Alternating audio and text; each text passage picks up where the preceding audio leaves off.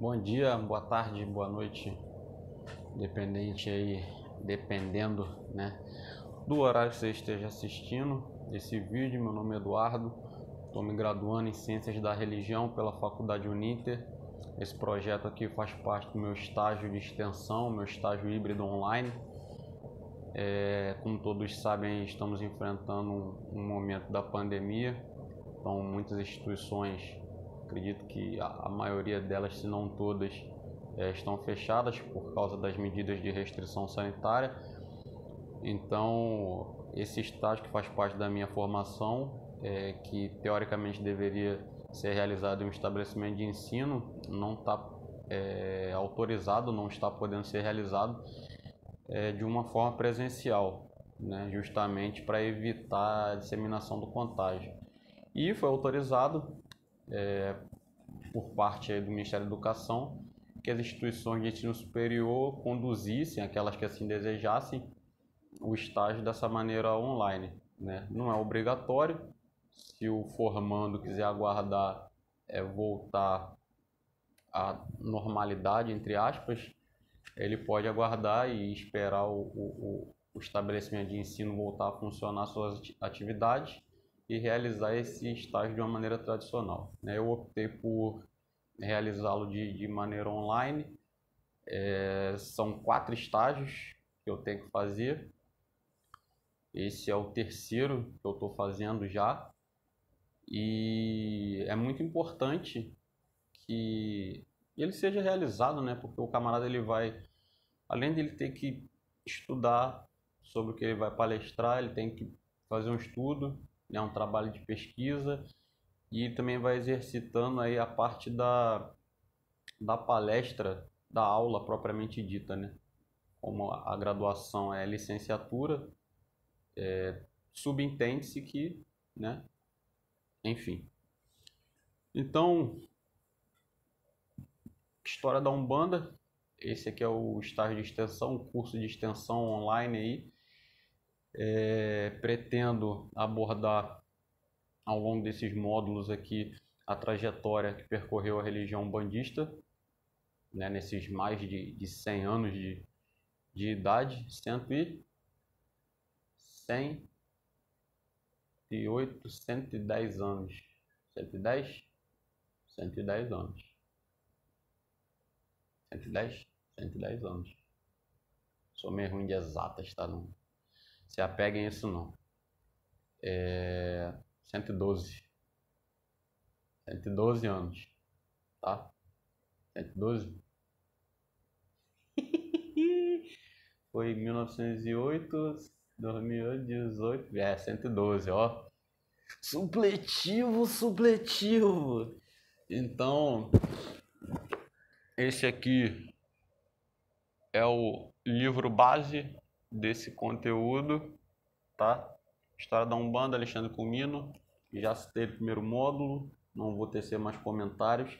Já existe uma versão nova, atualizada, com a capa nova, tá? O pessoal encontra aí acredito que no Amazon consiga encontrar. Encontra lá também o site da Estante Virtual.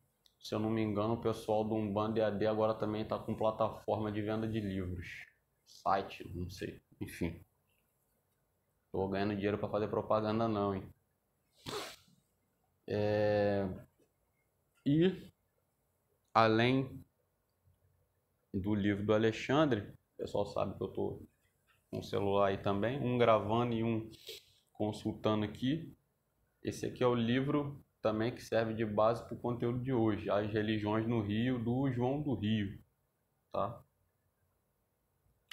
Então esse é o tema, As Religiões no Rio.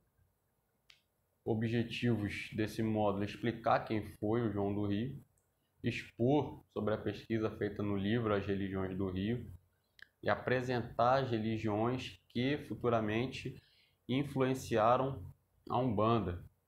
Então, para a gente alcançar aqueles objetivos, vamos seguir aí o seguinte sumário. Então, religião de matrizes, vamos abordar aí um pouco sobre as matrizes que a Umbanda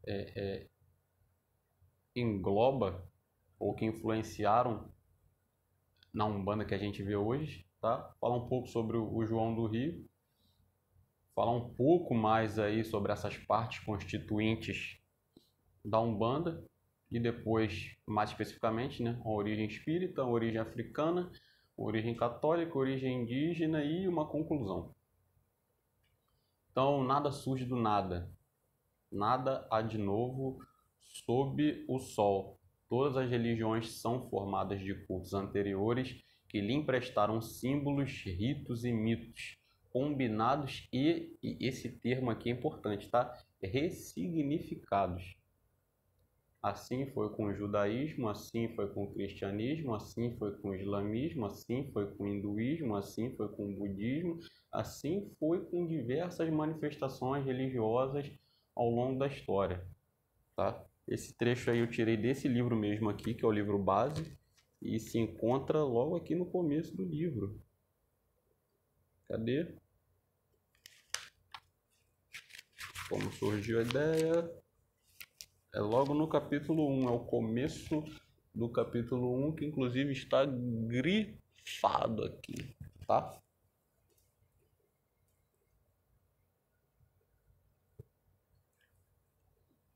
Então, quando a gente fala de matriz, a gente tem que entender o que é a matriz, né? Então, de acordo aí com a tradução do dicionário Michaelis, a definição, melhor dizendo, matriz, né, é o que serve de origem ou fonte, aquilo que gera, o que se considera como fonte ou origem de algo, que dá origem, que é fonte de outras coisas, tá? Então, o culto a entidades ligadas à natureza é anterior ao candomblé. A oferenda, oferendar algo, seja vegetal ou animal, e o candomblé é antiguíssimo, tá? Muitos anos. É mais antigo que o catolicismo. O ato de oferendar é mais antigo que o candomblé. Então o candomblé também sofreu influências de cultos anteriores, cultos que nem existem mais. Então a nossa visão ela tem que ser sempre, né? Ela não pode ser uma visão limitada, pô. Não pode você achar que o candomblé é a mesma forma desde que não é, porque as religiões elas estão suscetíveis às mudanças sociais. Hoje, inclusive, você encontra candomblé vegano. Tem. Pesquisa na internet que vocês vão encontrar. Tá? Então, você não pode acreditar que a religião não passou por transformações. Ela também bebeu de fontes anteriores à sua criação. Tá? Então, porque a religião ela tem um elemento de outro segmento religioso, não quer dizer que aquele elemento define toda a estrutura religiosa daquele segmento específico. Ok? Então, deixa eu mudar aqui. Pronto. Existe atualmente uma discussão que, ao meu ver, não faz sentido para determinar qual é a origem territorial da Umbanda.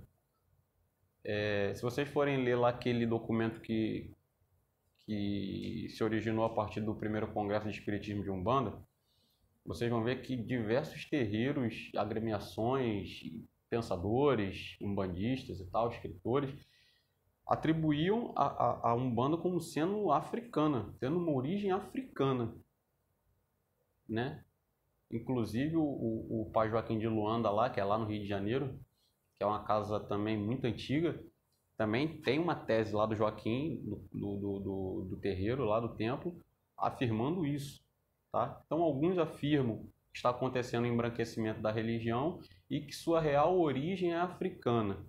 Esquecem eles ou não sabem que ao mesmo tempo que no início do movimento ocorreu um embranquecimento da raiz africana, em virtude da cultura do negro, qualquer manifestação cultural social do negro era vista como atrasado, como bárbaro, como primitivo.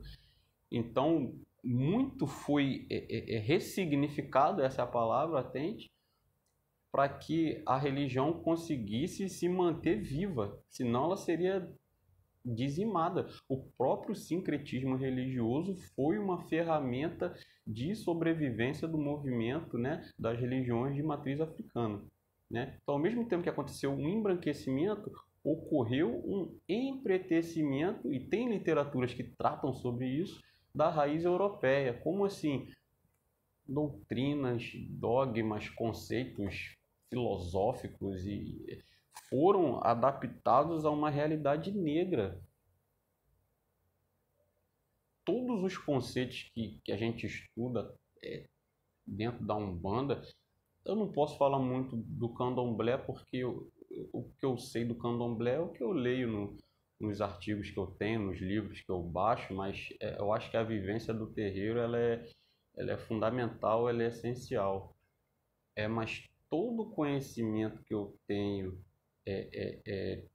dentro da Umbanda, parte de mediunidade, parte de sacramento, isso aí vem de uma matriz europeia, pô. Vem do espiritismo, vem do catolicismo, vem de uma matriz asiática, parte de karma, dharma, reencarnação, samsara, isso vem de outras raízes. Então a coisa foi proporcional. A gente tem que trabalhar isso. Às vezes a pessoa ela deixa a militância tomar um viés, né, tal que ela esquece que a história ela é muito mais ampla do que se parece a um primeiro momento. E o legal, o bacana de você estudar a história, porque a história ela a cada novo ato, a cada nova descoberta, a história ela é modificada. Ela é modificada. Por exemplo, na maioria dos textos que a gente lê sobre o Caboclo Mirim, conta aquela história, né, que ele era espírita, a família dele era espírita, e eles faziam aquele trabalho, né, na linha do Kardec. Um dia o caboclo desceu lá numa das sessões da família dele e anunciou que a partir daquele momento eles iam praticar a Umbanda. Muito tempo depois, né, eu não sei se comandante-chefe de terreiro ou se subchefe de terreiro, fazendo umas pesquisas acerca da sua religião, ele descobriu um relato do Benjamin Figueiredo que anos antes ele frequentava uma das casas do Zélio e desenvolvia mediunidade na casa do Zélio. Então a história já começa a mudar completamente o rumo, porque um dado novo,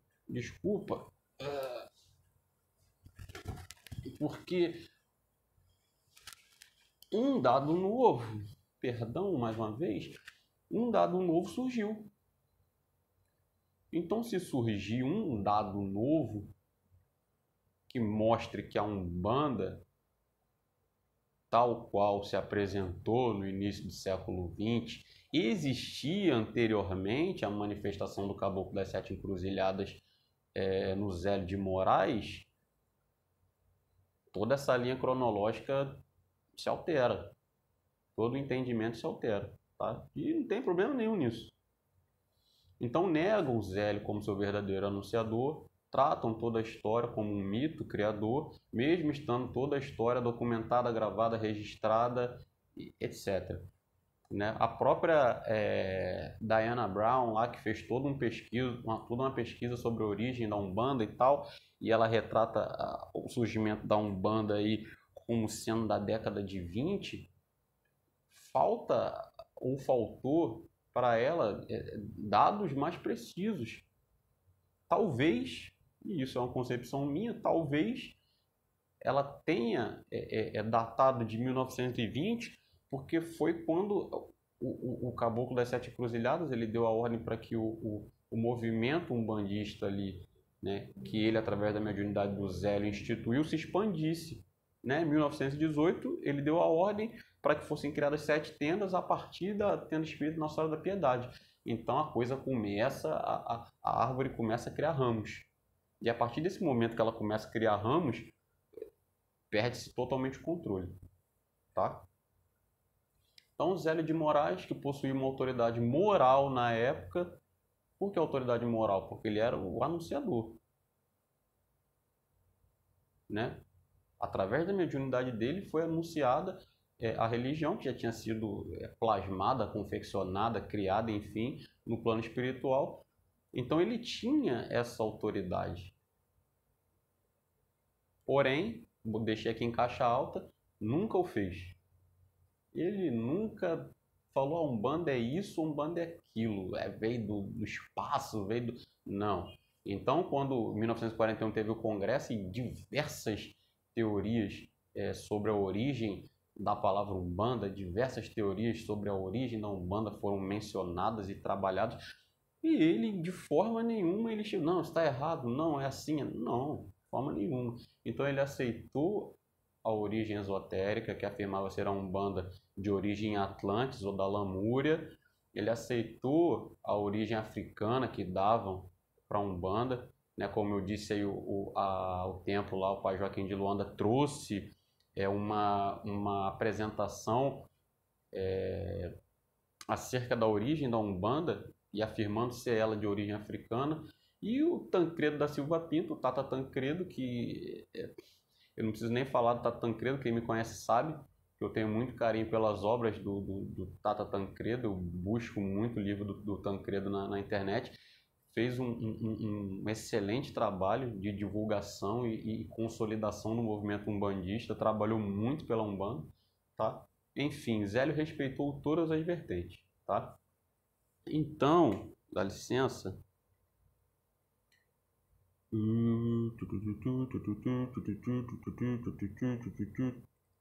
Então, sabia Zélio que, enquanto as casas estivessem voltadas para a prática da caridade, foi o que o Caboclo trouxe no momento da Anunciação. O que é a Umbanda? Né? Que não começou como Umbanda, vamos deixar claro. Né? O primeiro nome foi Alabanda, né? Que foi trazido pelo Orixá Malê, que não tem nada a ver com o Orixá, era um guia, um mentor, tá? Não tem nada a ver com o Orixá do Candomblé, que trouxe essa nomenclatura, porque ele era um malaio, né? Tinha uma origem islâmica e tal, e trouxe esse Alabanda, que seria, né, Deus ao lado e tal. Sabia que, enquanto as casas estivessem voltadas para a prática da caridade, existindo a manifestação dos espíritos sem discriminação de sua origem, e esse foi um marco na anunciação da religião, tá? Esse é um marco. O pessoal fala muito de Umbanda, a Umbanda é branca, então branca é... Não, isso foi um marco, porque no meio de estudiosos espíritas, de palestrantes ali que tinham um certo prestígio ali, naquela salinha da Federação Espírita de Niterói, ele indagou, por que você não quer escutar esse espírito aqui? Será que julga atrasado o espírito de índio, de negro? Então eu vou fundar um culto lá, onde qualquer um, independente da cor, possa se manifestar e trazer suas mensagens do além. Isso aqui é um marco da diversidade religiosa. E esse marco hoje é atacado por uma série de pessoas. Sabe, você tem que entender mais como se processou tudo isso. Vai muito mais além do que se vê. Tá? Então, manifestação dos espíritos sem discriminação de sua origem, ali estaria um bando. Com aqueles que sabem mais, aprenderemos. Aos que sabem menos, ensinaremos. Né? Como já foi dito, assim como existem diversos níveis, graus de saberes dentre os encarnados, assim também o é entre os desencarnados. Então hoje vivemos o tempo do ego, onde muitos buscam impor suas convicções. Isso em todos os campos.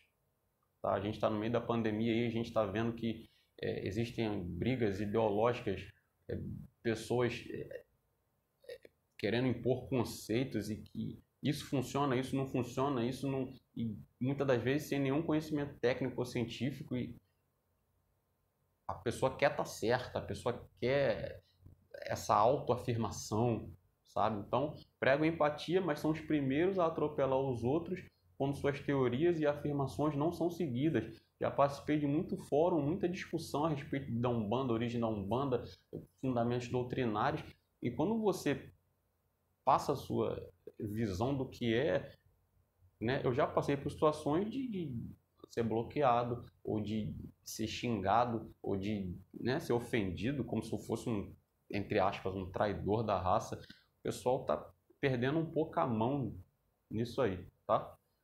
Então a razão deve sempre nortear os nossos julgamentos e conjecturas sobre a evolução da Umbanda ao longo do tempo. Então tem registros, reportagens, fitas gravadas, vídeos na internet. Se você for na Biblioteca Nacional, você vai achar alguma coisa, Arquivo Nacional, você vai achar alguma coisa. Tem livros retratando a história. O Diamantino Trindade tem uns 9, 10 livros só falando sobre diferentes contextos da história da Umbanda, sabe? Então tem fonte de pesquisa. E hoje com a internet não tem como falar que... E muitas das vezes as pessoas se baseiam em trabalhos científicos acadêmicos. E muitas das vezes aquele trabalho científico ali, que é um trabalho de conclusão de curso, ou um trabalho de mestrado, o camarada, ele pega os fatos históricos e coloca dentro da visão dele. Então, existem várias verdades dentro da verdade. E você tem que ter um senso crítico, você tem que ser filtro, não esponja. Você tem que ler aquilo ali e analisar com os dados que estão disponíveis nos diversos meios e fontes de pesquisa e consulta, tá? Dê sempre o contraditório. Dessa forma, iremos apresentar através do livro base desse conteúdo, que é esse aqui, que é a base, tá? E do livro As Religiões do Rio, que foi o que eu mostrei aqui no celular, as religiões e manifestações religiosas que existiam no Rio de Janeiro antes da anunciação da Umbanda, para que se entenda de uma vez por todas que não existia Umbanda constituída. Umbanda constituída é essa Umbanda do Zélio, que era muito mais próxima do espiritismo do que do africanismo. Até porque, como a gente viu no conteúdo anterior, falando sobre precedentes históricos, né, existia um foco bem maior no que tange aí a perseguição, a legislação, criminalizando as práticas das religiões de matriz africana. Então, quando o Caboclo das Sete Encruzilhadas ele instituiu algumas regras ali, como utilizar o branco e não roupas extravagantes, não existia aí o uso do atabaque e tal, foi justamente para desassociar a imagem da Umbanda dos outros cultos, tá? Então, quer goste ou não, a Umbanda é sim brasileira. A Umbanda, como, né, a gente vê hoje, o produto que a gente vê hoje, nasceu aqui. Ela possui várias matrizes: matriz africana, matriz espírita, matriz católica, matriz oriental. Oriental você bota shintoísta, hinduísta, etc. Mas essa compilação daqui é igual ao candomblé. O candomblé é brasileiro. A forma de culto do candomblé no Brasil não existe na África. Que fique bem claro isso aí. Então possui ela várias matrizes, né? Uma matriz espírita, uma matriz católica, uma matriz hindu, uma matriz xamânica, uma matriz indígena e também a matriz africana. Hoje, né, pela facilidade de você comprar uma passagem aérea, de você fazer um contato, existem muitos babás e babalaôs que vão até a África, né, para aprender o culto tradicional lá na Nigéria e trazem para o Brasil. Tem sacerdotes que vêm lá da África para ensinar aqui no Brasil como se pratica lá. Então ocorre também esse intercâmbio, tá? Em nenhum momento essas influências são negadas. Então ninguém nega que a Umbanda tem matriz africana, que tem ritos, que tem características, que tem fundamentos que vêm de origem africana. Ninguém nega isso.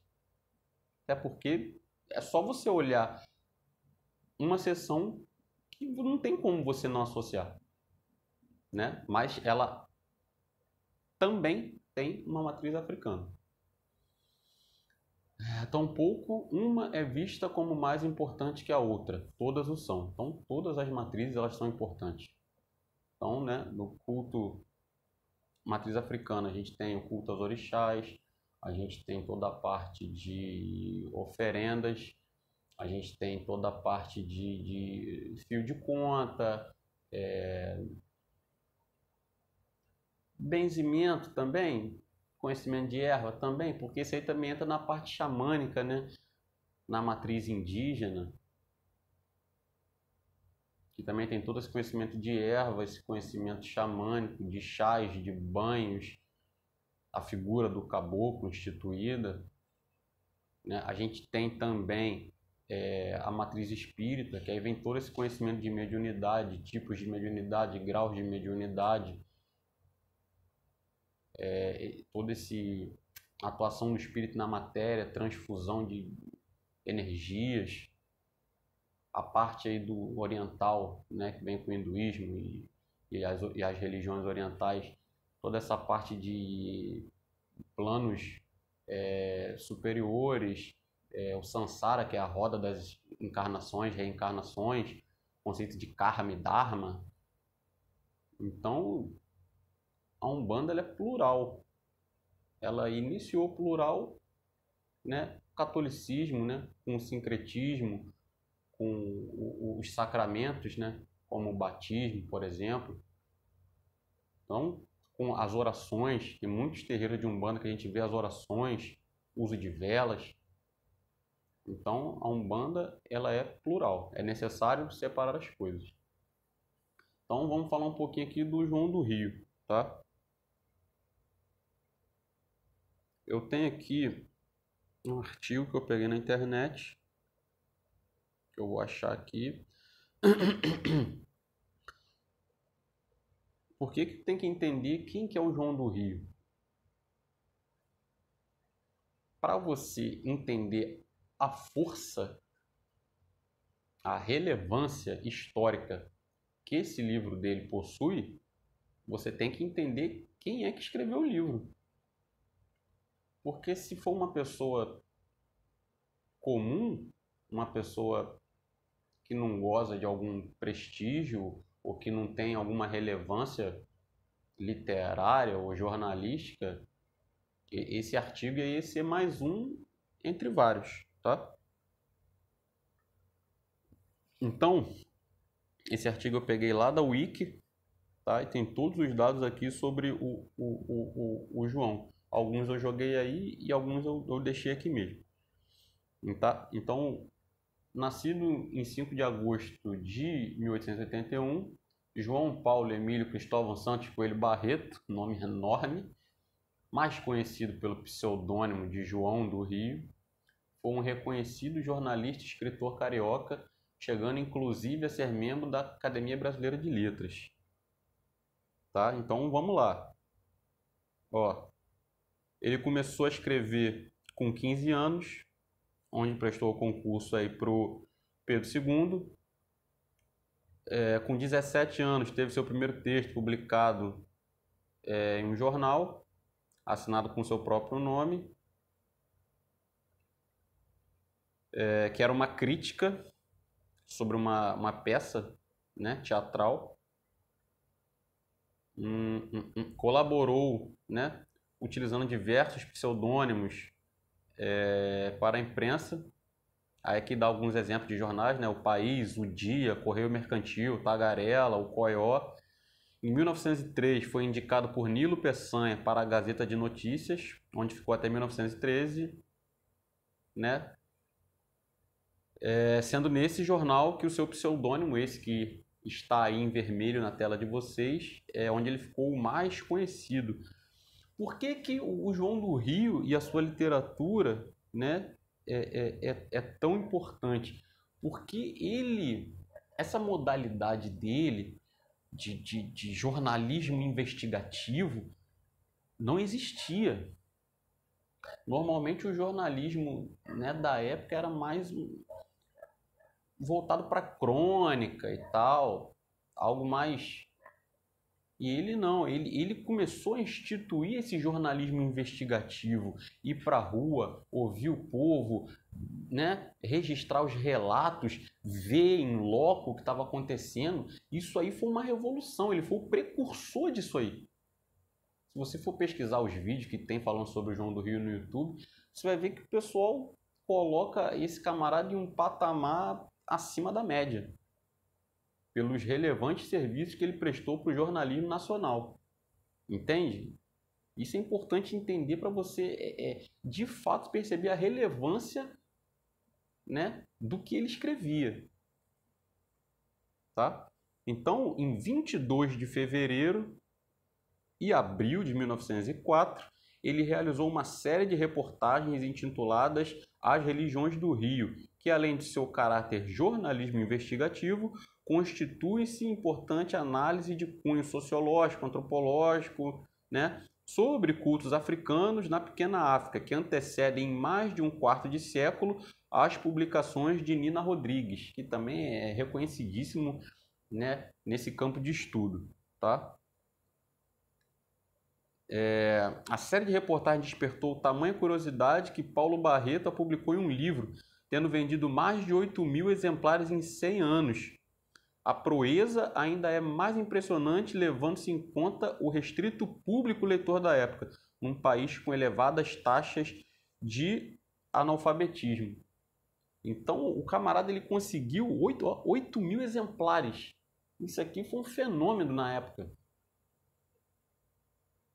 Isso foi um fenômeno na época. Olha o alcance que as palavras desse camarada, né, tiveram naquele momento histórico. Então ele fez essa série de reportagens, né, de cunho jornalismo investigativo, que hoje é normal, você vê isso na televisão, não existia isso na época, e ele rodou diversos locais, verificando diversas manifestações religiosas, e ele não encontrou, tá, algo que se parecesse aí com a Umbanda, ou que tivesse nomenclatura de Umbanda. Tá entendendo? Então, pessoal, a Umbanda já existia antes do Zélio. Então, você me mostre que ela existia com fatos. Você tinha a mediunidade? Tinha mediunidade. Você tinha manifestação de guias e mentores? Tinha manifestação de guias e mentores. Você tinha trabalho de ervas? Tinha trabalho de ervas. Você tinha? Tinha. Mas a forma como ela foi instituída, preconizada, idealizada e disseminada pelo Caboclo das Sete Encruzilhadas através da mediunidade do Zélio de Moraes não existia. Como eu já falei, ela, até quem tiver curiosidade, entra lá no site da TENSP, né, a Tenda Espírita Nossa Senhora da Piedade, que foi a 01. Vocês vão ver diversos documentos históricos, fotografias. Vocês vão ver que o trabalho que a TENSP desempenhava era voltado não, o termo não é esse, mas era mais próxima do espiritismo que do africanismo. Por isso ela se chamava também, né? Além de se travestir de espírita para fugir de perseguições, ela se chamava espírita. Seus praticantes, seus adeptos se denominavam espiritistas ou espíritas de Umbanda. A prática era espiritismo de Umbanda. Eles se colocavam como uma vertente do espiritismo. Então, a Umbanda, nesses moldes que ela foi institucionalizada, não existia antes do advento Caboclo das Sete Encruzilhadas. Tá? Então, esse camarada aí, ele é o João do Rio.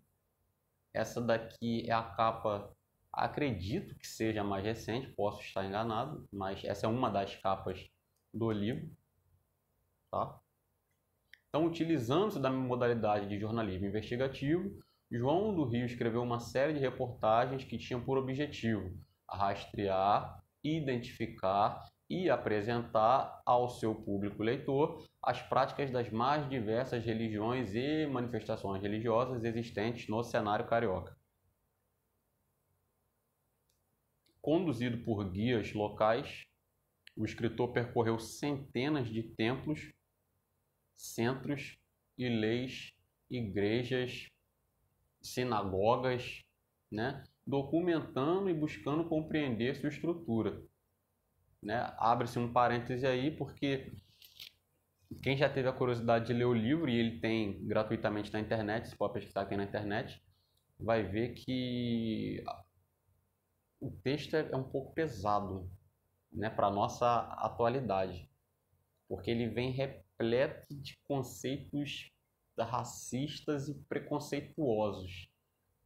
Então ele é um pouquinho pesado e às vezes durante a leitura, se você não tiver essa postura de ler com o pensamento da época, entender, entre aspas, o pensamento da época, você fica um pouco revoltado, né? Você com a mente aberta já fica revoltado natural. Então se você já for ler o livro já com... vai passar raiva, né? E o mais curioso disso é que ele era, né, mulato e homossexual. Então, tá? Conta ele em certa parte do livro, né, que só centros espíritas foram mais de 50 agremiações visitadas por ele. A manifestação religiosa conhecida como sacerdotisas do futuro foram mais de 80. Então ele foi para mais de 200 agremiações, templos e religiões visitadas. Foram muitas casas, muitos templos visitados e documentados, tá? Então, no transcorrer de sua obra, ele nos apresenta algumas práticas que foram a ele expostas de acordo com a sua visão e o seu entendimento do que ali ocorria. Então, a gente tem que perceber dois pontos nisso aí. O primeiro ponto é que ele já tem uma visão, ele já chega com a visão pré-concebida do que seria aquela manifestação religiosa, aquelas manifestações religiosas, já taxando os adeptos de alguma delas como mistificadores, como falsários, como aproveitadores da fé alheia. Então ele já chega com a mente fechada. Em contrapartida, ele já vai encontrar alguns adeptos ou fiéis das diversas religiões que tentam surpreender, não, tentam impressionar ele pelas práticas, sabe, amedrontar ou dar uma demonstração de força, uma demonstração de poder. Então isso aí também ajuda, né, essa sintetização, né, preconceituosa daquela manifestação. Se a pessoa não consegue expressar com coerência e responsabilidade a sua manifestação religiosa, ela está dando ferramenta para aquele, né, que está registrando, ele escreva bobagens absurdas, tá? Então, por isso que um bandista, né, contemporâneo, ele tem que entender o básico da sua religião para poder explicar para o leigo, né, de forma que ele entenda e respeite, mesmo que não goste, né? Mas não procurar assustar ou passar uma visão que, né, vem há anos se perpetuando aí, que a Umbanda está associada a Umbanda, Candomblé, enfim, religiões de matriz africana estão relacionadas a práticas do mal, tá? O fiel, o seguidor, ele está diretamente ligado, ele é responsabilizado diretamente pela forma como os outros enxergam a sua manifestação religiosa. Então, seu preconceito, né, o do João do Rio, é bastante explícito em diversas passagens do livro, o que naquela época era comum, era normal, e isso eu falei no primeiro conteúdo, a gente não pode, né, nós não podemos nos debruçar na história com a mente, o entendimento social, moral que a gente tem hoje, a gente tem que fazer um esforço para enxergar com a mentalidade da época, mesmo sendo ele mulato e homossexual. Então encontraremos ao longo do seu livro, que não é um livro grosso, é um livro bem curtinho, encontraremos em sua obra expressões como depravação e pandemônio, referindo-se às manifestações mediúnicas no terreiro. Em outro momento, quando começam manifestações coletivas dentro do terreiro, ele afirma que a loucura propagou-se, né? Em outros momentos, trata as manifestações dos orixás como patologia social, inclusive chegando a culpar os brancos pela sua dependência social dos feitiços, né? Sua obra literária é apenas um reflexo de como o negro era visto pela sociedade da época. Então esse é um ponto que a gente bate todo momento. O preconceito contra a religião ele é antes racial do que religioso, porque foi construído ao longo de muitos anos, né, em virtude aí do regime escravocrata, que a cultura, né, tudo que era produzido pelo negro, culturalmente, socialmente, era, né, selvagem, ignorante, primitivo, atrasado, e a religião não seria diferente. Então, parte primeiro de um preconceito racial e posteriormente se perpetua, né, em um preconceito religioso. Dessa forma, tudo que era produzido pelo negro comum era sempre rebaixado, menosprezado, por mais rico culturalmente que fosse. Hoje a gente tem toda uma política, né, de autoafirmação, de resgate, de valorizar a beleza do negro, a arte do negro, a música do negro, mas isso foi um trabalho hercúleo histórico.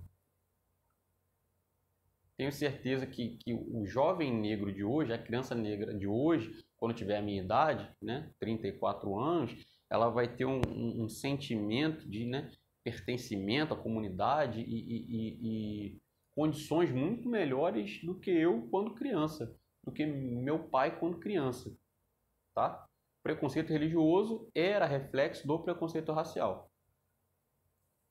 Então, trata religiosos negros, né, o João do Rio, constantemente como preguiçosos, mistificadores e aproveitadores da fé alheia. Diz em uma passagem que ser filha de santo é escravizar-se, é perder a liberdade. Trata a relação pai de santo e filha de santo como cafetismo espiritual. Olha o absurdo. Então, se você lê isso aí, você passa um pouquinho de raiva ao longo do livro. Eu estou fazendo a pesquisa aqui, estou com o arquivo aberto, para eu fazer uma leitura aqui, dar uma passagem para vocês. Esse aqui é o início do livro, tá? Ele vai retratar as religiões de matriz africana, tá? Olha o título. No mundo dos feiticeiros. Os feiticeiros. Aí ele começa retratando sobre o guia, né? Que vai conduzir ele até as casas. Então, Antônio é como aqueles adolescentes africanos de que fala o escritor inglês. Os adolescentes sabiam dos deuses católicos e dos seus próprios deuses, mas só veneravam o uísque e o chilling. Então, o camarada ele já coloca o negro como um dependente, né? Antônio conhece muito bem Nossa Senhora das Dores. Está familiarizado com os orixalás da África, mas só respeita o papel moeda e o vinho do Porto. Graças a esses dois poderosos agentes, gozei da intimidade de Antônio, negro, inteligente e vivaz. Graças a Antônio, conheci as casas das ruas de São Diogo, Barão de São Félix, Hospício, Núncio e da América, onde se realizavam os candomblés e vivem os pais de santos. E rendi graças a Deus, porque não há deserto em toda a cidade meio tão interessante. Da grande quantidade de escravos africanos vindo para o Rio de Janeiro no tempo do Brasil colônia e do Brasil monarquia, restam uns 1000 negros. São todos das pequenas nações do interior da África.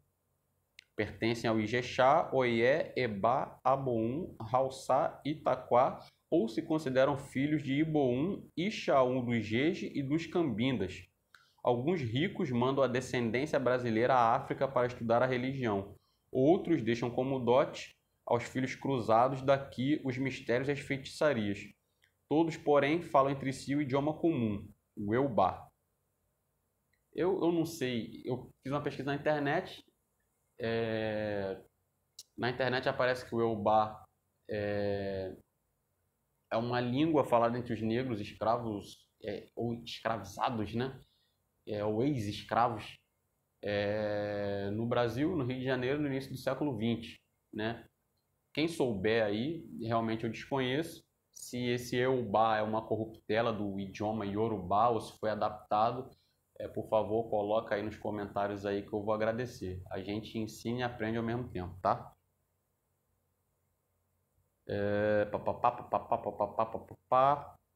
Os orixás, em maior número, são os mais complicados e os mais animistas. Tem um arsenal de santos, confundem os santos católicos com os seus santos e vivem a vida dupla, né? Já falando um pouquinho do sincretismo. Essa espécie de politeísmo bárbaro tem divindades que se manifestam e divindades invisíveis. Os negros guardam a ideia de um Deus absoluto como Deus católico, Orixá Alum, né? Que aí seria o Olorum ou o Olodumare. A lista dos santos é infindável. Há o Orixalá, que é o mais velho, Axum, deveria ser Oxum, né? Porque ele fala mãe água doce, Iemanjá, a sereia, e Exu, o diabo. Ó, mano, que sempre anda de trás da porta.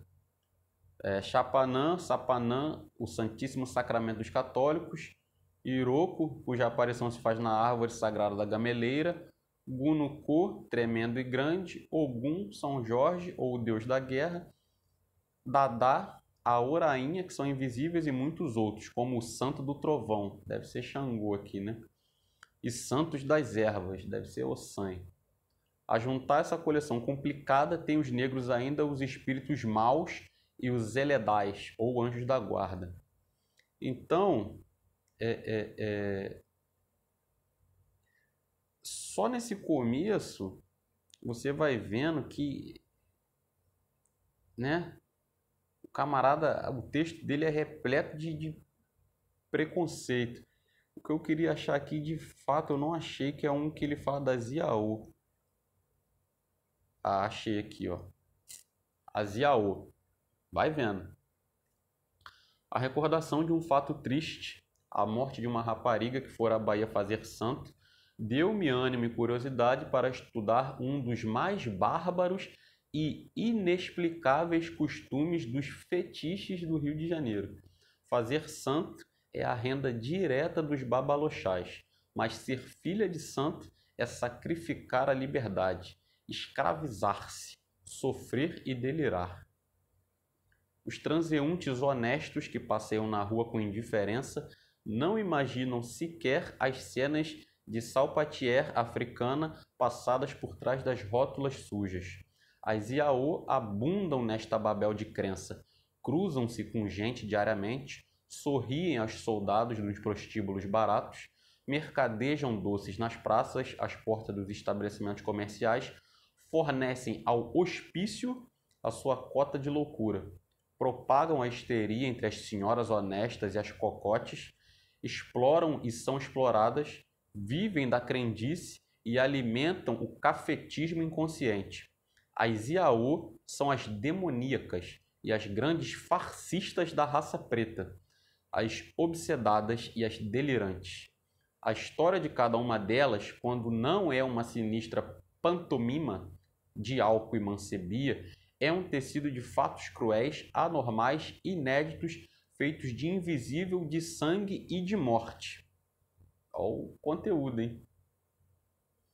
Nas Iaô está a base do culto africano.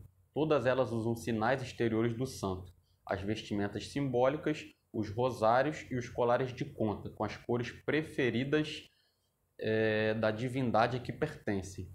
Todas elas estão ligadas ao rito selvagem por mistérios que as obrigam a gastar a vida em festejos, a sentir o santo e a respeitar o pai de santo.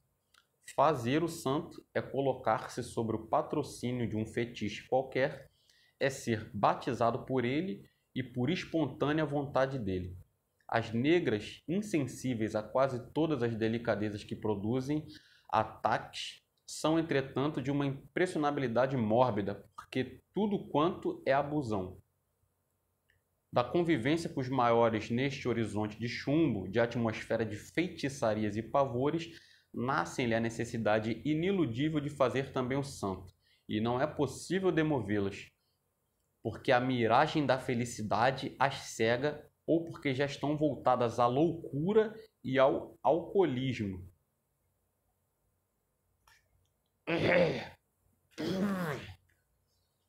Entende? Então, se você não lê o livro com a cabeça aberta e procurando compreender a visão que eles tinham na época, você vai passar raiva lendo esse livro, tá? Então, seu preconceito e ataque não se restringiu só aos negros visitando centros espíritas. Visitando centros espíritas, referiu-se a estes como lugares equívocos e fábrica de produção de loucuras, chegando a chamar um dos médiuns de espertalhão dos passes. Para fins de entendimento e pesquisa, como eu já disse mais de uma vez, não podemos deixar a emoção sobrepor a razão. Então tem que ler com, calma e elegância. Tem que ler com calma e elegância. Ainda hoje, o livro é considerado uma referência de pesquisa sociológica e antropológica. Tirando os excessos, tá?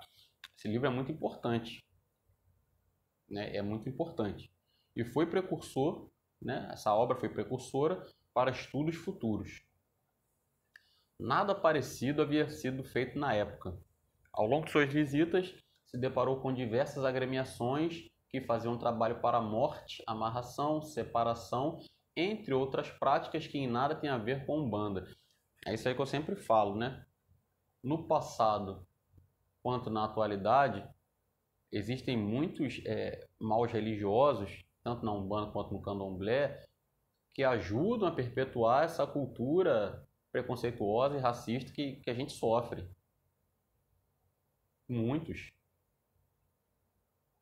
E isso, infelizmente, claro que a gente vai... A pancada que o movimento umbandista, candomblessista vai sofrer é maior, porque já tem todo um preconceito racial enraizado aí, mas isso não é uma exclusividade das religiões de matriz africana.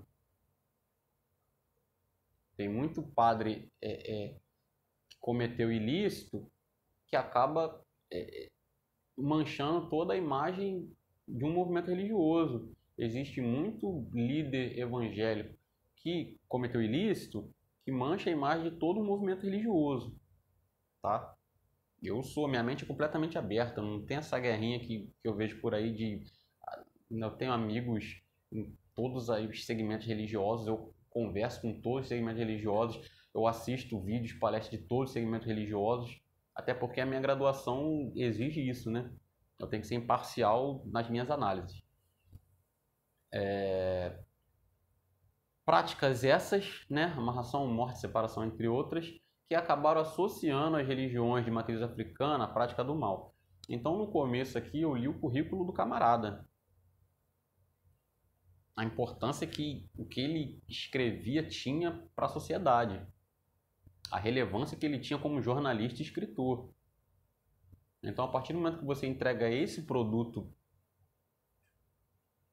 para um renomado jornalista, que vai publicar isso aí, divulgar, vocês viram aqui, foi recorde de venda na época, vai causar um impacto extremamente negativo na religião. E por ele ter essa credibilidade literária, jornalística, etc., chegando inclusive, pelos seus serviços prestados a se tornar um membro da ABL, Academia Brasileira de Letras, vai ser tomado como verdade absoluta. Você não tinha internet na época. Você não tinha site verificador de fake news. Então, muitos conceitos foram criados a partir de reportagens de escritores influentes como essa daqui, pô. Então, todo esse preconceito que a gente sofre hoje não é de hoje. E você não vai conseguir resolver isso em 1 ano, 2 anos. Algo que está há mais de 100 anos sendo plantado, regado, Não tem como. Então, é um trabalho de resistência, de fato. O sagrado era o meio de vida para muitos pais e mães de santos, que possuíam pouco ou nenhum senso de moralidade, né? Então a gente tem o entendimento da lei de salva, mas tem um pessoal aí que abusa, né? A gente vê muito relato aí de 50 mil um trabalho, 30 mil um trabalho, e isso mais, acho que para parte do candomblé, tá? Porque na Umbanda, que eu conheço, que eu pratico, pelo menos, não existe cobrança pelos trabalhos, passes, aconselhamentos que são prestados, tá? Entendo e respeito a cobrança pelo jogo de búzios, pelos ebóis, mas na minha visão, tudo tem um limite, né? Tudo tem um limite. Eu já assisti vários vídeos de diversos sacerdotes dando diversas explicações e como reafirmando, entendo, respeito, mas ainda assim eu acredito que tudo tem um limite, tá? Não aponto o dedo e cada um pratica o que acredita ser certo e lá na frente, né?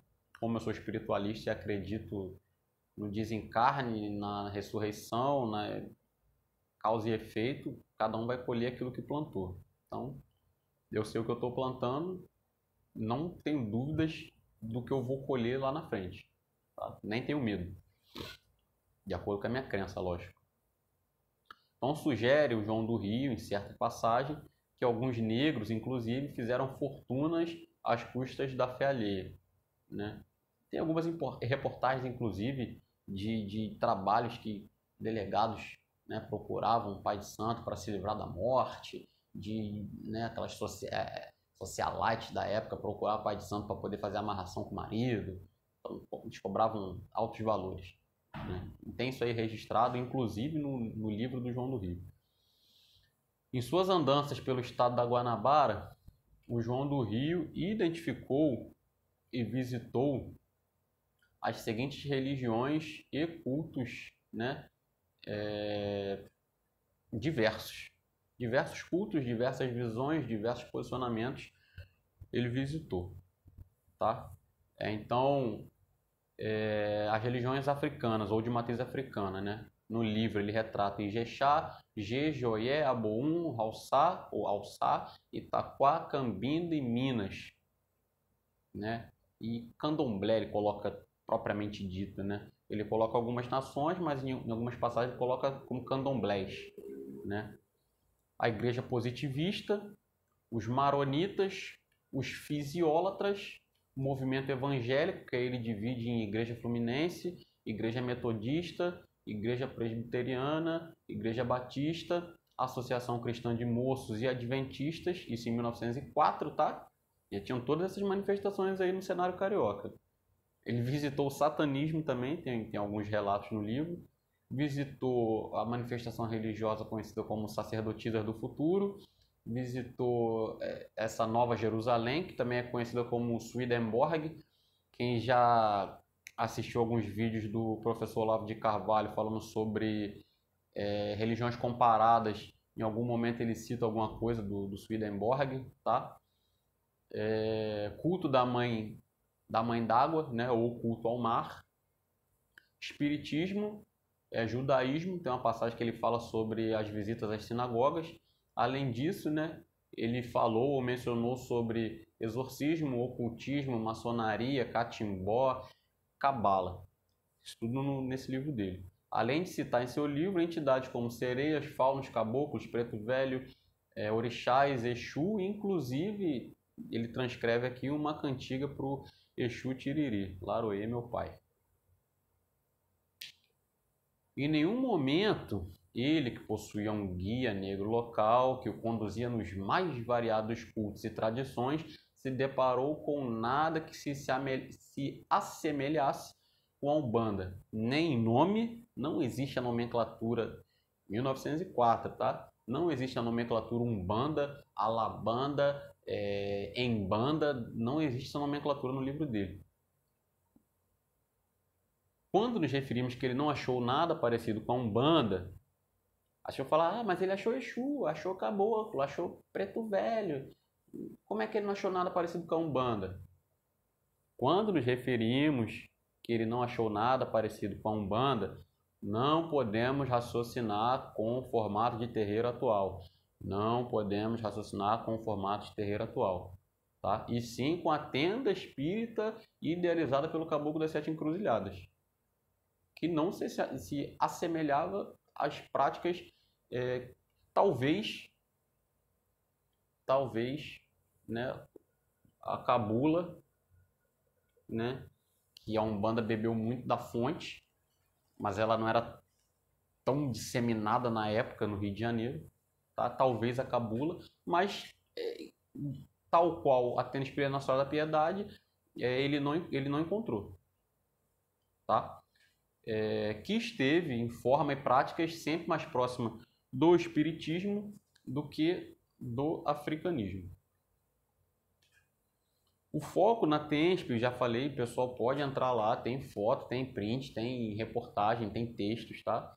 O foco na TENSP era em comunicação com os espíritos, independente do que haviam sido em vida, estudo da doutrina kardecista e cura através dos processos de passe. Inclusive, em diversas fotos que vocês vão encontrar na internet, vocês vão ver a agremiação reunida em torno da mesa. E tem muitas casas que ainda mantêm o respeito, tradição, ainda mantém essa prática, essa manifestação, essa forma de trabalho da mesa, tal qual a casa do Zélio. A minha casa, inclusive, a casa onde eu fui iniciado, tem esse trabalho de mesa lá. Claro que o molde é um pouco diferente, né, mas ainda existe, tá?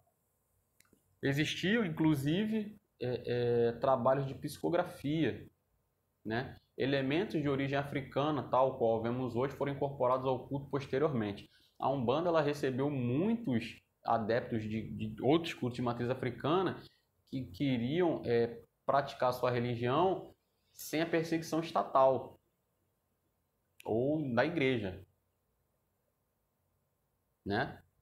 E naturalmente, quando você recebe esse volume de adeptos e você não tem um livro base, um livro código, você não tem o controle ritualístico geral. Você pode ter o controle da tua casa, mas a partir do momento que você inicia um filho, ele resolve trilhar a estrada dele, ele pode ou não seguir à risca todos os ritos institucionalizados pela sua vertente, ou ele pode seguir uma vertente completamente diferente. Eu posso citar como exemplo aqui o pai Adérito Simões, faz um trabalho incrível na internet, e ele já falou em algumas reportagens, vídeos da internet aí, que ele é iniciado lá na Escola da Vida, né, na vertente do Mirim, mas a doutrina que ele implementa na casa dele tem muito do Mirim, mas tem coisas que não são do Mirim. Coisas, inclusive, que vêm com a doutrina do Rubens Saraceni. E não tem problema nenhum nisso. Tem problema nenhum nisso. Então é para que se entenda que esses elementos aí de origem africana, culto aos orixás, atabaque, isso aí foi introduzido tudo depois. Tudo depois. De pessoas que fugindo de uma perseguição religiosa se filiaram ao movimento de Umbanda. Ou de umbandistas que foram aprender fundamentos doutrinários com candomblecistas. Que também não tem problema nenhum. Então isso foi incorporado posteriormente.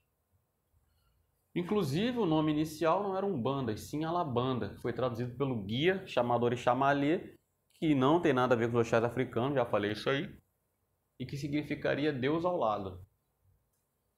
Manifestação espiritual, mediunidade, incorporação de espíritos existe desde que o mundo é mundo, principalmente nas religiões primitivas.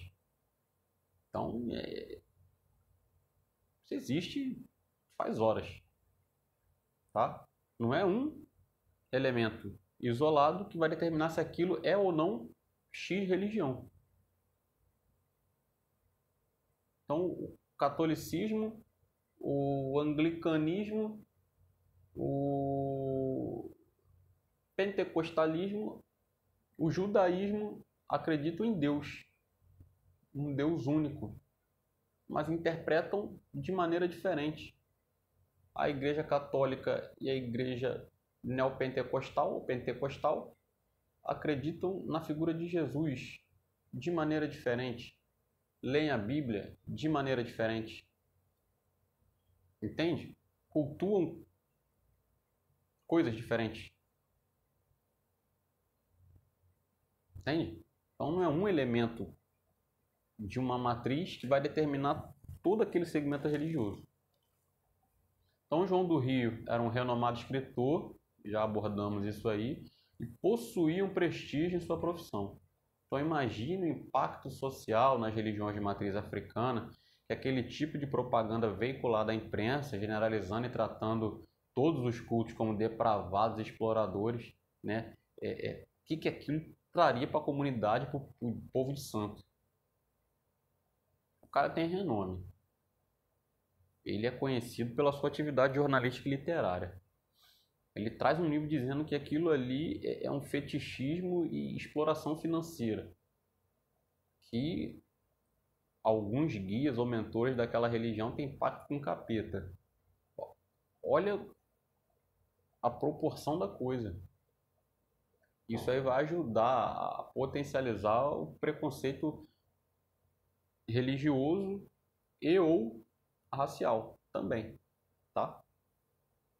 Ao mesmo tempo, a Federação Espírita do Brasil, a FEB, realizava maciça campanha em seus artigos e publicações visando expor aqueles que usavam o nome do espiritismo para mascarar suas práticas religiosas, né? E livrar-se aí das autoridades policiais, tá? Então, como estava sendo feita essa associação de que tudo era espiritismo, o pessoal da FEB, opa, calma aí, vamos começar a usar nosso poder, nossa influência para poder separar as coisas, tá? Então eles começam a fazer um trabalho de propaganda, de divulgação, e a partir desse momento começa a ser institucionalizado dois conceitos, né? O de alto espiritismo e o de baixo espiritismo. Então, quando se falava em alto espiritismo, aí já se associava à doutrina kardecista. Quando falava em baixo espiritismo, aí já Umbanda, Candomblé, Tambor de Minas, Xangô no Nordeste, Batuque no Rio Grande do Sul. Entende? E esse é um conceito que, infelizmente, ele é explorado até hoje. Hoje ainda, em alguns sites, páginas, questionamentos, inclusive página de ciência da religião. Tem cara que acha que é teologia. O camarada trata dessa forma, como alto espiritismo e baixo espiritismo. E a coisa não é bem assim, não. Então, tal medida visava principalmente resguardar as atividades dos médiuns kardecistas no Brasil, por influência das ações da FEB. Criou-se o conceito que foi amplamente difundido, como eu falei, e é conhecido até hoje de alto espiritismo e baixo espiritismo. Não existem, né, já trocando de assunto, tá? Agora vamos falar um pouquinho das partes componentes da Umbanda. Não existe na atualidade no Brasil religiões puras. Não tem religião com pureza doutrinária ou ritualística. O camarada fala que o candomblé do Brasil é puro, não é. Primeiro, as ervas, muitas das ervas e parte de alimentos que eram oferendados para os orixás na África não possuíam no Brasil. O que o negro teve que fazer? Adaptar. Só aí a pureza já não existe mais. Para início de conversa. Tá? Então, muitas das práticas foram adaptadas, ressignificadas e trabalhadas para que a religião pudesse, de fato, resistir. O pessoal não gosta de falar que é religião de resistência. É isso aí, resistir. Pô. Hoje, você não precisa ter um santo católico no seu altar. Pode praticar tranquilamente. Mas tem gente que gosta, que é fiel, que separa, que explica para os seus filhos de santo, ó, Ogum é Ogum, São Jorge é São Jorge. Mas está o Ogum lá no Gongá lá. Não tem problema nenhum. A pessoa está cultuando ali, está dando certo a vida dela, ela está feliz, está em paz. Aí tem gente que gosta de tirar a paz alheia, né? Se você não gosta dessa forma de culto, você se filia a uma outra agremiação. Vida que segue, né? Ninguém tem que seguir a cartilha de ninguém. Todo mundo tem liberdade para cultuar o seu sagrado da forma como lhe convier. Claro, desde que isso não contrarie, né, legislações vigentes. Isso é a coisa que não precisa nem ser dito, né? Autoexplicativo. Então quem afirma isso está completamente equivocado. O candomblé que é praticado aqui não é o mesmo praticado em África. Muitas oferendas e banhos foram adaptadas com a vegetação e alimento local. O crucifixo, símbolo do cristianismo, já existia antes do Cristo, porém com um outro significado. As religiões, além de agregarem elementos de outras culturas, se adaptam às mudanças sociais. Então a religião se adapta à medida que a sua população também se modifica. Isso é natural. Isso é natural. Não tem como você dizer que o culto que você pratica na sua casa agora é exatamente o mesmo que era praticado há 200 anos atrás. Até porque você não tinha, a maioria dos negros que foram trazidos para cá escravizados não era alfabetizado, não tinha registro literário. A legislação lá, o Código Penal de 1830, Constituição de 1824, restringiam as publicações. O Estado era teocrático, quem mandava era a igreja. Você não podia publicar um texto, um artigo, um bandista. Isso era censurado. Então a tradição oral, ela tende, você vai explicar como você entendeu. Se você entendeu errado, você vai ensinar errado. Não tem como você falar que sempre, não tem, pô. Entende? Então as religiões, além de agregar elementos de outras religiões e culturas, se adaptam às mudanças sociais. Evolução é sempre o destino. É sempre o destino. Eu vou falar uma coisa uma coisa simples. Vamos falar uma coisa simples? Uma coisa bem simples. Não era comum você ver nos terreiros de Umbanda mulher no atabaque. A realidade mudou. A sociedade está se transformando. Hoje a pessoa encara isso como um machismo, como colocar a mulher na posição inferior. E a religião se adapta às mudanças sociais. Muitas casas umbandistas hoje têm mulheres no atabaque. Outra coisa simples que eu estou vendo muito de uns 10 anos, de uns 10 não, vamos colocar uns 5, 6 anos, que eu estou vendo, pode ser que esteja acontecendo há mais tempo. Não era comum eu chegar em terreiro e ver mulher de calça. Era sempre a baiana ali, ou o guarda-pó e tal.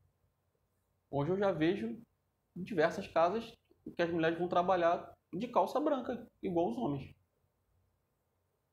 Coisas simples, mas que foram sendo alteradas em conformidade com as mudanças, né, sociais.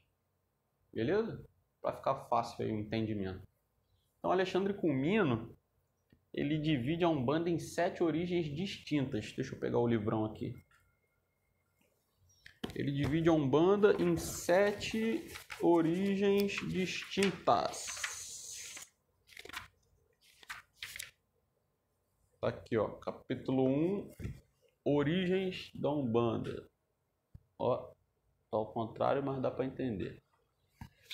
Então ele coloca origem espírita, entre aspas, kardecista, origem africana, origem indígena, origem cristã e origem católica, origem mágica, 1, 2, 3, 4, 5, 6, 7. Origem mágica, origem espiritual e origem mítica. Tá? Então, para não fugir do tema, o foco será a temática vertente religiosa, tá? Então, origem espírita. O espiritismo, né, a doutrina e prática de natureza filosófica e religiosa. O próprio Allan Kardec não encarava o espiritismo como uma religião, porque para ser uma religião teria que possuir dogmas e formatos, e ele não concordava, né, que fosse uma religião, não tinha essa visão. Ele acreditava sim que era uma doutrina e prática de natureza filosófica, tá? Segundo a qual os espíritos mais aprimorados dos mortos podem entrar em contato com os vivos, principalmente pela ação dos médiuns para promover o aperfeiçoamento dos homens. Note que eu coloquei em vermelho: espíritos mais aprimorados dos mortos. Então, se você começa a entender uma visão social antropológica de como estava o Brasil, né, final do século XIX, início do século XX, você vai ver que quem estava na posição superior e quem estava na posição inferior. Então, no Brasil, o espiritismo ele foi meio que elitizado. Então, para um espírito se manifestar numa mesa kardecista e deixar sua mensagem, ele teria que ser quando em vida, um médico, um advogado, um doutor, um pensador, e branco, tá? Branco. Ok? Porque essa era a visão de aprimoramento social da época, tá?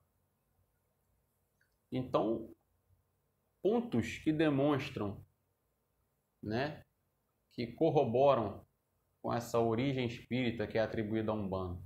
A Umbanda foi anunciada em um centro espírita. O nome do templo era Tenda Espírita Nossa Senhora da Piedade. O estudo doutrinário da casa era em cima do Pentateuco kardecista. Não tinha literatura própria da Umbanda na época. O primeiro livro próprio de Umbanda foi do Léo de Souza, A Magia, o Espiritismo e as Sete Linhas de Umbanda. Já que não existia literatura umbandista na época. Todo conhecimento de espiritualidade e mediunidade vinha do kardecismo. Por isso que eu falo, quando você fala de Umbanda, que não tinha nada próximo com a Umbanda, você tem que entender qual que era a Umbanda da época. A Umbanda da época, a Umbanda de hoje, é completamente diferente. Tá? E a Umbanda, ela é aberta.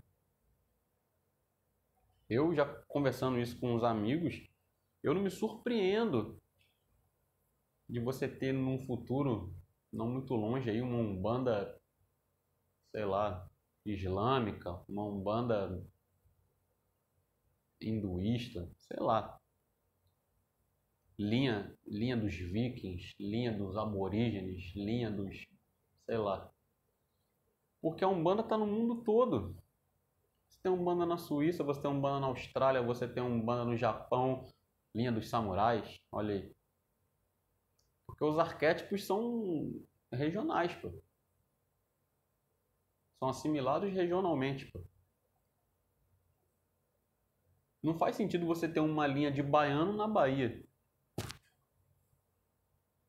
Pelo menos na minha visão.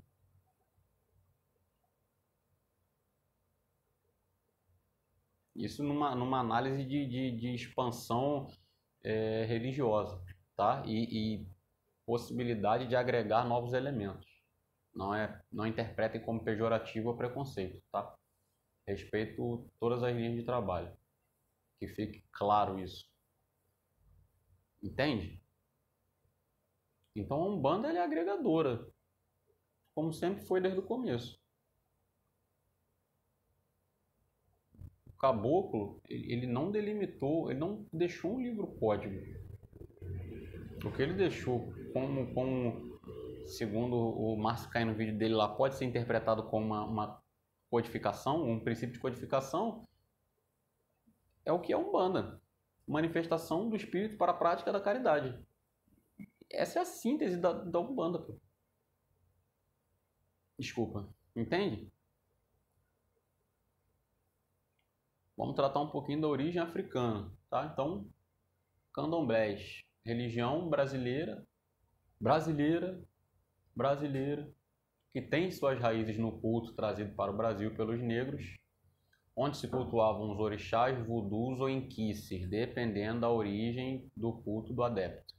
O termo é uma junção de candombe, dança com atabaques, com ilê, que seria casa, e teria uma tradução grosseira de casa de dança com atabaques. Tá? Para evitar as rebeliões, os donos de escravos misturavam pessoas de diversas localidades, inclusive de tribos inimigas, né? Se você coloca mesmo povo, mesma crença, mesma ideologia junto, naturalmente eles iam se rebelar contra o seu escravizador. Que é o que aconteceu com os índios, né? Por que eles não conseguiam escravizar os índios, né? Tal qual fizeram com os negros? Porque os índios estavam organizados. Então era mais fácil trazer alguém de fora, escravizar alguém de fora e trazer para o Brasil. Tá? Cada povo possuía suas tradições, liturgias e seu panteão de deuses. Mas a necessidade fez com que cultuassem juntos os seus deuses. Aqui você já vê que o culto tradicional já foi alterado. Entende?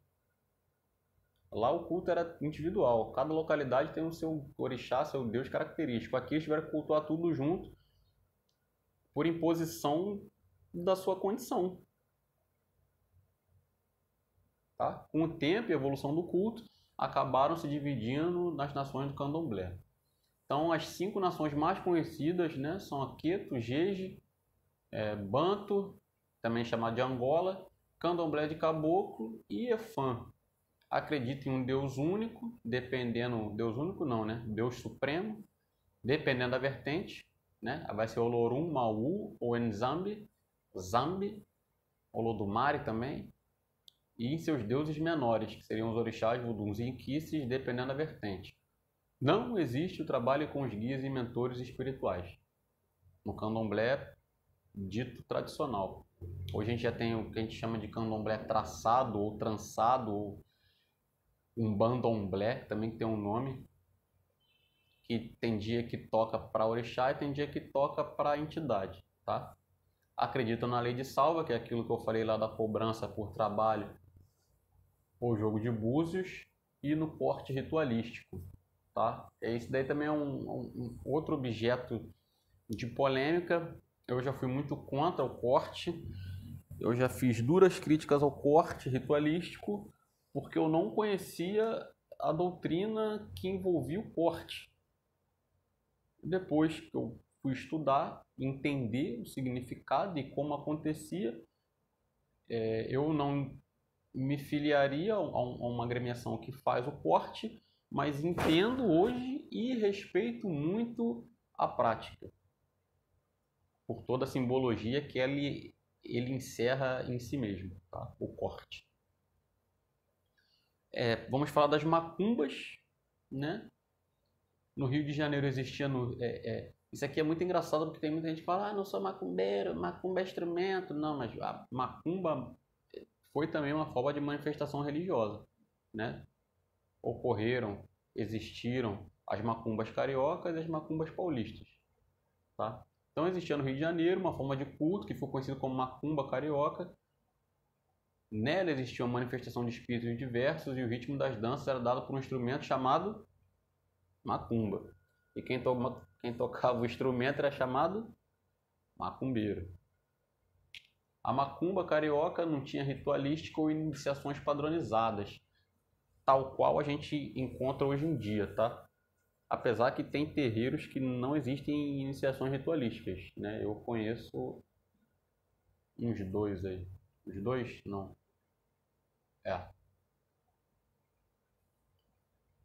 Ou iniciações padronizadas, podendo todo aquele que sentia a manifestação de espíritos trabalhar com eles, né?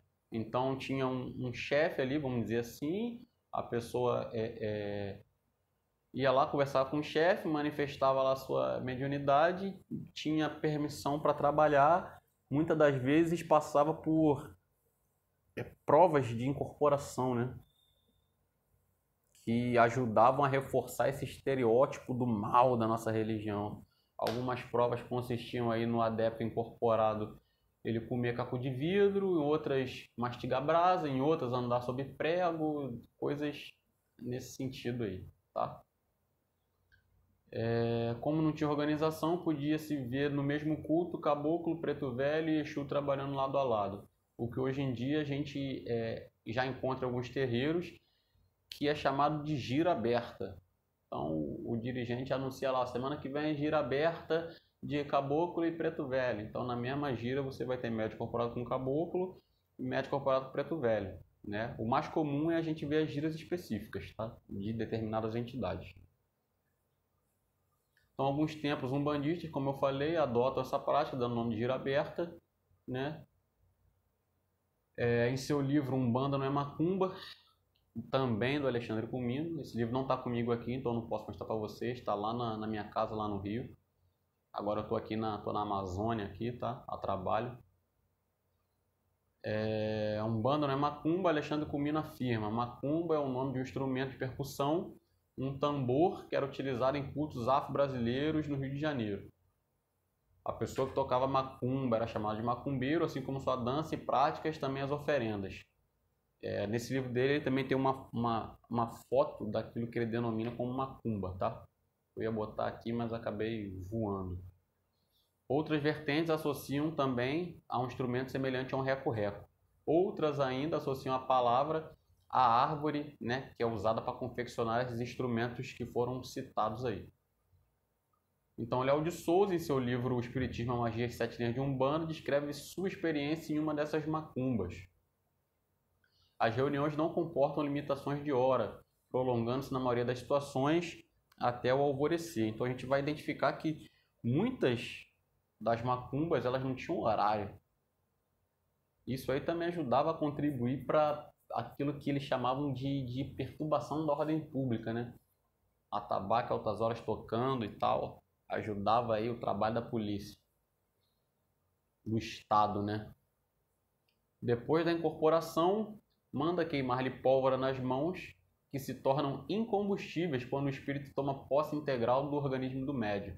Então botava um pouquinho de pólvora na mão, acendia, se não queimasse, ele estava incorporado, se queimasse, ele estava lascado. Então, da matriz africana, recebemos o culto aos orixás, os fios de conta, as oferendas, os conceitos de gongá e tronqueira, as obrigações ritualísticas, entidades de origem africana, como os preto velhos, entre outros elementos. O catolicismo é a religião dos cristãos, uma vertente do cristianismo, formado pela Igreja Católica Apostólica Romana, que tem seu centro no Vaticano e reconhece a autoridade suprema do Papa.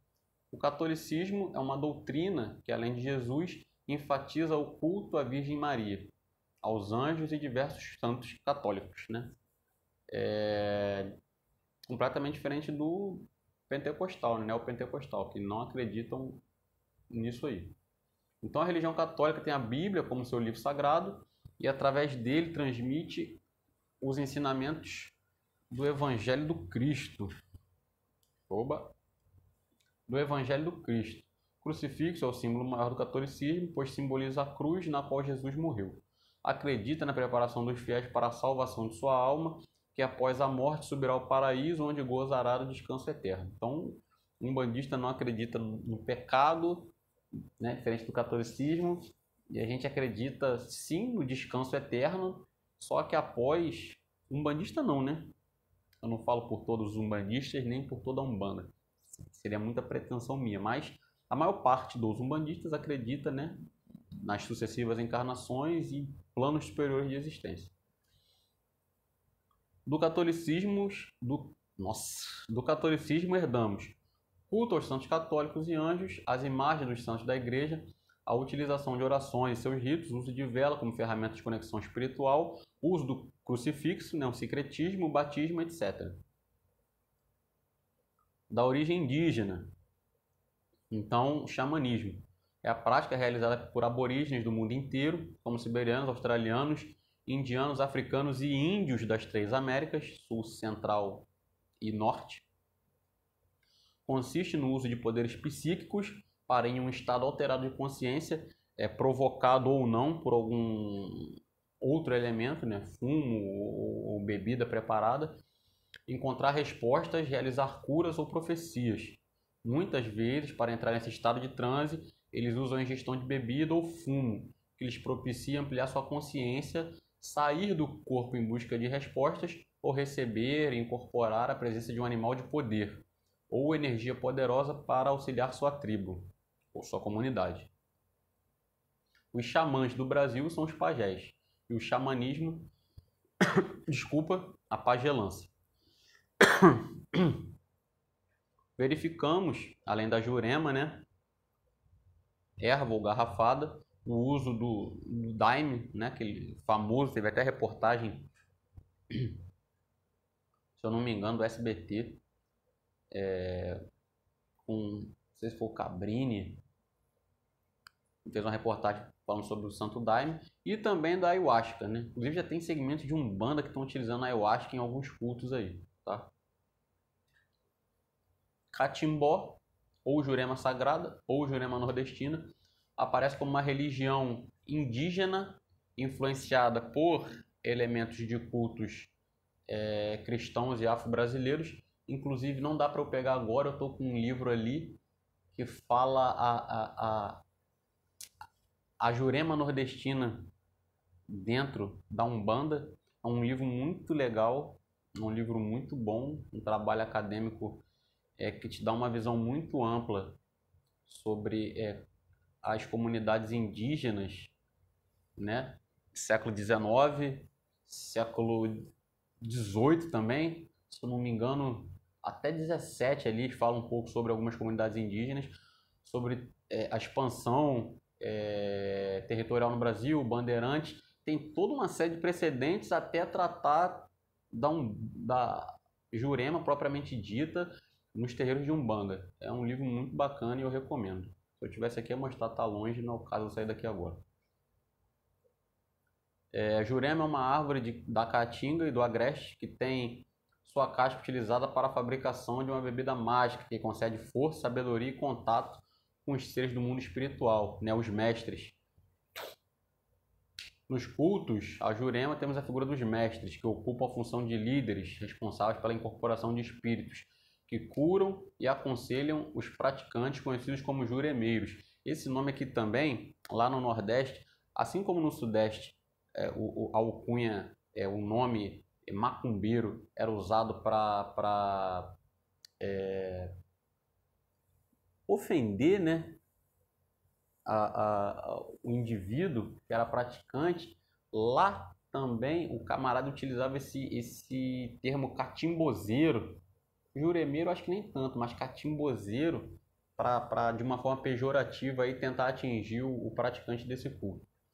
As entidades que incorporam na seção de Jurema são os mestres da Jurema e os caboclos.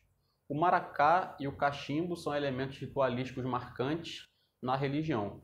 Então, Zaidan Alckmin, em seu livro Zé Pilintra, Dono da Noite, Rei da Magia, livro também não é um livro grosso, é um livro fino, traz uma origem, traz diversas origens do Zé Pilintra também, que é uma figura emblemática aí, e tem diversas origens, ele traz diversas dentro do seu livro, pontos, ponto riscado, ponto cantado, e uma dessas origens ele vem contando o Zé como sendo um mestre juremeiro, e eu acho que é uma das versões mais divulgadas e difundidas aí no ambiente umbandista, tá?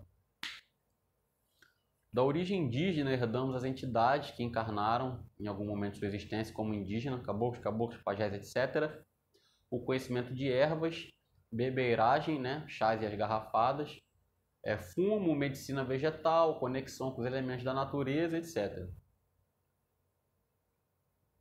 Chegamos, enfim, a nossa conclusão. Então, ao longo de mais uma jornada, pudemos identificar a diversidade de religiões e manifestações religiosas que existiam no Rio de Janeiro no século XX. Sabemos que cada uma delas contribuiu de alguma forma para uma posterior criação e legitimação do movimento umbandista. Nenhuma das matrizes é mais ou menos importante que outra. Identificamos também o trabalho de João do Rio, que, embora controverso e preconceituoso em alguns momentos, foi de extrema importância para estudos futuros a respeito da diversidade religiosa carioca. Tá? Vídeo grande. Vídeo complexo o estudo sobre a história da religião, ele tem que passar por esses antecedentes para a gente de fato perceber em que ponto ela começa a se instituir e se identificar como Umbanda, tá? Eu acho que eu consegui elucidar bem aqui. Não foi um estudo fácil do João do Rio, foi um estudo pioneiro. Ele visitou diversas agremiações, ele foi em diversas localidades, inclusive, deixa eu ler aqui, se eu não me engano, quando ele foi lá no culto ao Malho, foi lá em, não sei se é Itacuruçá ou se é Muriqui, foi lá para Costa Verde.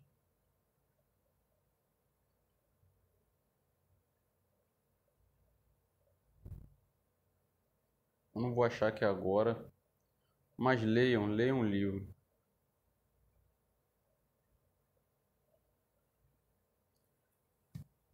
Para poder identificar esse culto, tá? Então o camarada de fato ele rodou, pesquisou para poder publicar um material de qualidade, entre aspas, tá? Isso de acordo com a conjuntura da época.